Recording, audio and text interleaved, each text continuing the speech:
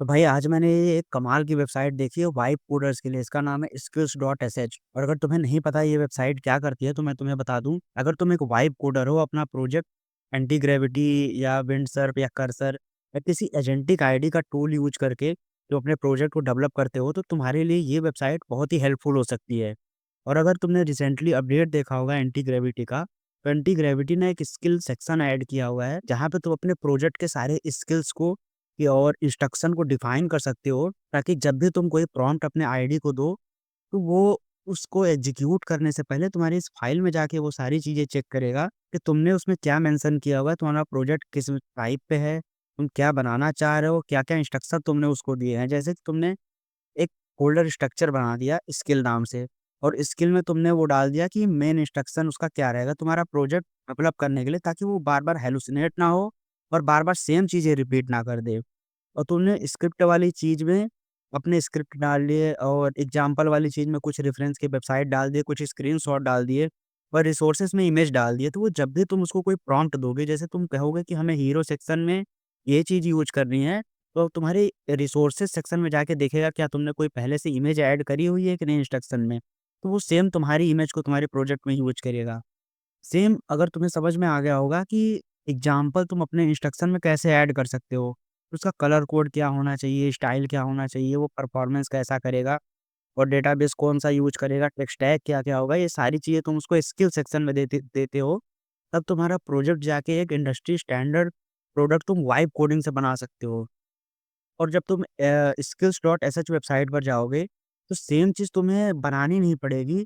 तुम्हें हर एक प्रोजेक्ट के लिए यहाँ पे लगभग 33,000 से ज़्यादा प्रोजेक्ट बने-बनाए उनके स्किल सेक्शन बने हुए हैं। जैसे तुम्हें फ्रंट एंड डिज़ाइन करना है, तुम फ्रंट एंड डिज़ाइन पे गए और यहाँ पे एनपीएम स्किल और ये वाला कमांड रन करोगे, तो तुम्हारा एक स्किल का फ़ोल्डर तुम्हारे उस प्रोजेक्ट में ऐड हो जाएगा।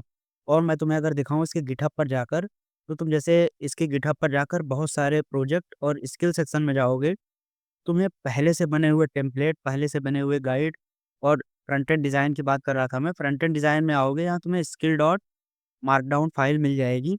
यहाँ पे देखो फ्रंट एंड डिज़ाइन कैसे करना है, उसका इंस्ट्रक्शन लिखा हुआ है, और डिज़ाइन थिंकिंग उसको कैसे करनी है, उसका पर्पज़ क्या होना चाहिए, टोन क्या होना चाहिए, और जितनी भी सारी टाइपोग्राफ़ी, कलर, मोशन, सारी चीज़ें तुम अपने स्किल सेक्शन में डिफ़ाइन करके रखोगे।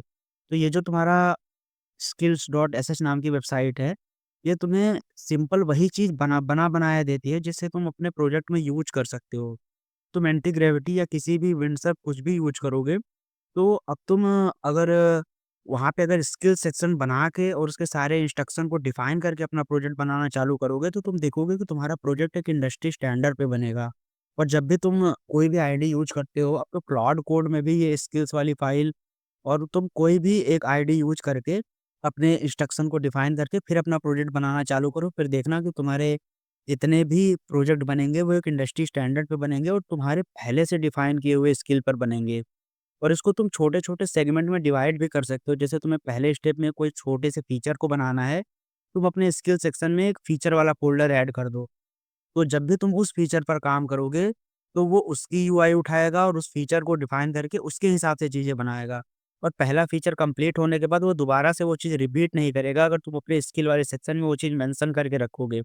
तो तुम अपने जितने भी एफआरडी मतलब फीचर रिक्वायरमेंट डॉक्यूमेंट और प्रोडक्ट रिक्वायरमेंट डॉक्यूमेंट, स्किल्स के डॉक्यूमेंट, वायरफ्रेम के डॉक्यूमेंट्स, ये सारा कुछ तुम अपने मार्कडाउन फाइल में बना के अपने एंटी ग्रेविटी के आईडी में या कहीं पर भी बस एक डॉट एजेंट और स्किल नाम से एक फ़ोल्डर बनाना, वहाँ पे सेव करके रख देना।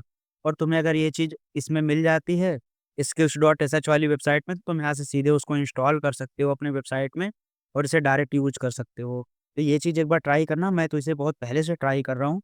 और बाकी मुझे कमेंट करके बताना तुम्हें कितना पसंद आया, क्या तुमने इसे पहले से ट्राई किया है या नहीं?